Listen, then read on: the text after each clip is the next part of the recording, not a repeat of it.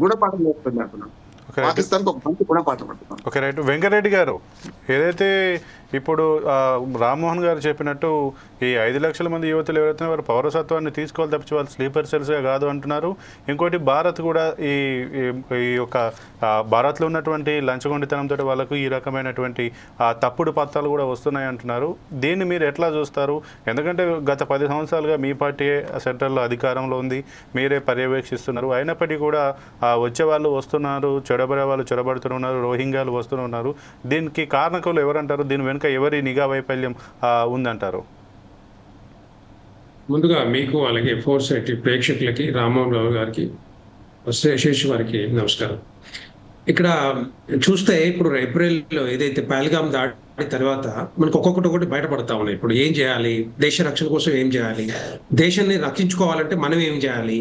ఎందుకంటే ఇక్కడ ఏమైతుందంటే మతాన్ని చూసి, మతాన్ని అడ్డం పెట్టుకొని హిందువులని టార్గెట్ చేసుకుంటూ కాల్చి చంపడం అనేది డెఫినెట్గా ఇది విద్రోహ చర్య. ఎవ్వరు కూడా ఒప్పుకునే పరిస్థితి లేదు.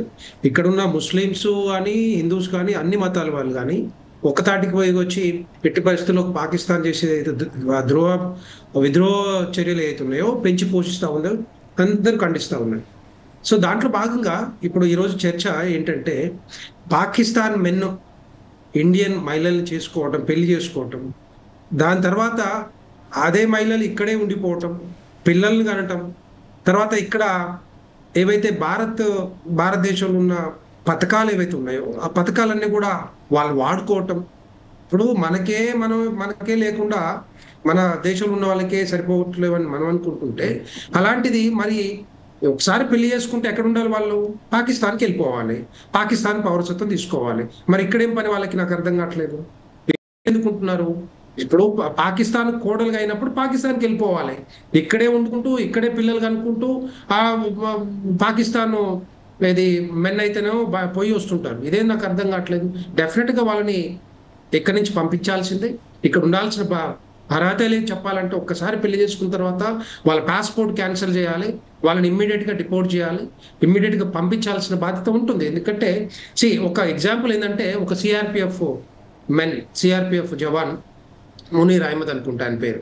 ఆయన పాకిస్తాన్ ఉమెన్ని, మహిళని పెళ్లి చేసుకోవాలని పర్మిషన్ అడిగారు ఇండియన్ గవర్నమెంట్.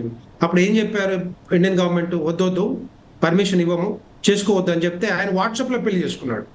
వాట్సాప్లో పెళ్లి చేసుకొని మరి ఆయన ఇక్కడ తీసుకొచ్చుకుని ఇలాంటిది అంటే ఆయన ఎట్లా ఉంటుందంటే ఇప్పుడు సెక్యూరిటీ పరంగా, ఇంటెలిజెన్స్ పరంగా ఇలాంటి ఇష్యూస్ వస్తేప్పుడు ఏమేమి క్యారీ చేస్తున్నారు, ఎక్కడ ఉంటున్నారు, ఎక్కడ పోతున్నారు, రేపొద్దున వీళ్ళేమైనా మన సమాచారం ఏమైనా బయటికి పోతుందా, ఇలాంటివన్నీ కూడా బయటకు వచ్చే అవకాశాలు ఉంటాయి. రేపొద్దున మన సెక్యూరిటీకే ప్రాబ్లం అవుతుంది కదా. అలాంటివి కూడా కంట్రోల్ చేయాల్సిన బాధ్యత ఇప్పుడు ఉంటుంది, డెఫినెట్గా ఉంటుంది. ఈ 5 లక్షల మహిళలు ఉన్నారా లేకపోతే 25 లక్షల మహిళలు ఉన్నారా అర్థం కావట్లేదు. ఎందుకంటే మనకు తెలుసు, రామ్మోహన్ గారు క్లియర్ చెప్పినట్టుగా వెస్ట్ బెంగాల్లో బంగ్లాదేశ్ నుంచి ఎంతో మంది వచ్చారు. దగ్గర ఒక 4-5 డిస్ట్రిక్ట్లలో మొత్తం వాళ్ళే ఉన్నారు. ఆమెకు సపోర్ట్ అంతా వాళ్ళే. ఎక్కడ ఎన్నికలు వచ్చినా గెలిచేది వాళ్ళే. ఎందుకంటే దొంగ ఓట్లు, దొంగ ఆధార్ కార్డులు, దొంగ పాస్పోర్ట్లు, ఇవే వాళ్ళది మొత్తం కూడా అక్కడ కంట్రోల్ లేకుండా అయిపోయింది. సో దానివల్లనే ఆమె మరి మమతా బెనర్జీ విర్రవీగుతూ ఉంటుంది. ఎప్పుడు చూసినా కూడా మేమే గెలుస్తాం అన్నట్టుగా. ఇవన్నీ కూడా ఏంటంటే డెఫినెట్గా వాటిని కంట్రోల్ చేయాలి. ఎన్ఆర్సీ ఏదైతే తీసుకొచ్చారో ఎన్ఆర్సీని కూడా ఇంప్లిమెంట్ చేయాలి. ఇంప్లిమెంట్ చేస్తే ఎక్కడెక్కడ ఎవడెవడు ఉన్నాడు, ఎవడెవడు ఇక్కడ కార్యకలాపాలు చేస్తూ ఉన్నారు, వాళ్ళ యాక్షన్స్ ఏంది, వాళ్ళు ఎక్కడ రెసిడెన్స్ తీసుకున్నారు, ఎవరెవరికి ఏమి ఇస్తా ఉన్నారు, ఆధార్ కార్డు కానీ, పాస్పోర్ట్ కానీ, మిగతాయి కానీ డెఫినెట్గా ఇవన్నీ బయటికి రావాల్సినవి. ఇవన్నీ కూడా ఎట్టి పరిస్థితుల్లో అందరూ డిపోర్ట్ చేయాలి. మనకి వాళ్ళంతా అక్కర్లేదు. పాకిస్తాన్ వాళ్ళు కానీ, బంగ్లాదేశ్ కానీ, రోహింగ్యాలు కానీ ఇంకెవ్వడు అక్కర్లేదు. ఆ పిఓకే డెఫినెట్గా పిఓకే మనది అని చెప్పి ఎప్పటి నుంచి అనుకుంటా ఉన్నాం. పిఓకే ఉంటే చాలు. పాకిస్తాన్ వాళ్ళు వద్దు, బంగ్లాదేశ్ వాళ్ళు ఎవడొద్దు, అవసరమే లేదు. చెప్పాలంటే ఈ భారతదేశానికి చాలు. ఈ భారతదేశాన్ని కాపాడుకోవాలంటే మనందరం ఉన్నాం, చాలు.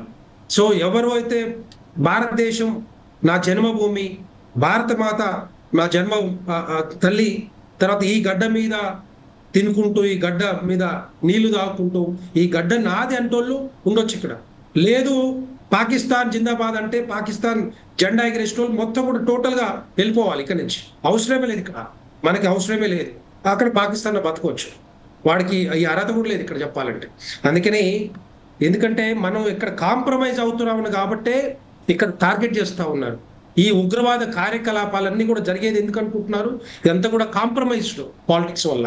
ఎవరైనా అన్ని పార్టీల వాళ్ళు పార్టీలకు అతీతంగా అందరూ ఒక తాటిపైకి వచ్చి ఎన్ఆర్సీ అమలు చేయాలి.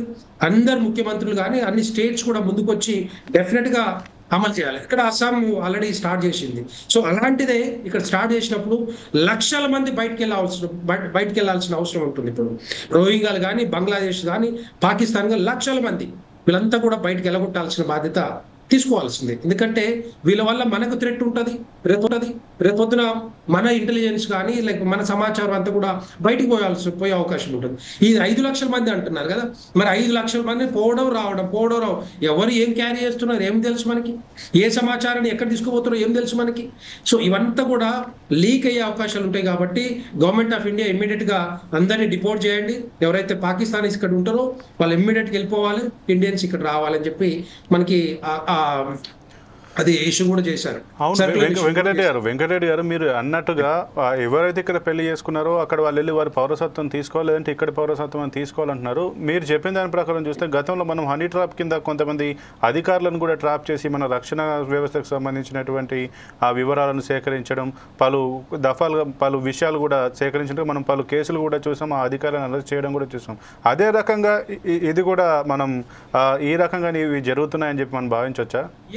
Why not? ఎందుకంటే ఇక్కడ మరి నేను చెప్పాను కదా ఇంతకుముందే, ఎవరు ఏం చేస్తున్నారు, ఎవరు ఏ సమాచారాన్ని క్యారీ చేస్తూ ఉన్నారు. నేను ఇంతకుముందు ఒక ఎగ్జాంపుల్ చెప్పిన, సిఆర్పిఎఫ్ జవాను వద్దంటే కూడా పెళ్లి చేసుకున్నాడు. ఆయన ఒక రక్షణ వ్యవస్థలో పనిచేసుకుంటూ పర్మిషన్ లేకుండా కూడా పెళ్లి చేసుకున్నాడు. సస్పెండ్ చేశారు. అలాంటి వ్యక్తులు ఎంతమంది ఉన్నారో ఇప్పటికి బయటకు వచ్చేటోళ్ళు.